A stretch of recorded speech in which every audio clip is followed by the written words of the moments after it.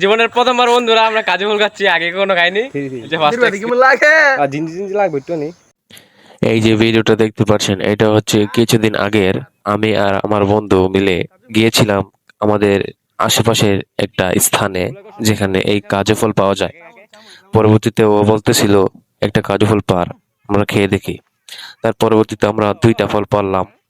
প্রথমে ও একটা তার পরবর্তীতে আমিও একটা খেলাম, দেখলাম এটা অনেক মিষ্টি লাগে খেতে, কিন্তু একটা বাজে গন্ধ আছে।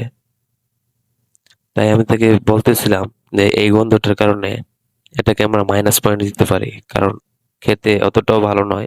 যদি একটুখানি মিষ্টি, কিন্তু খেতে এতটা ভালো নয়, একটা গন্ধ, অদ্ভুত রকমের গন্ধ।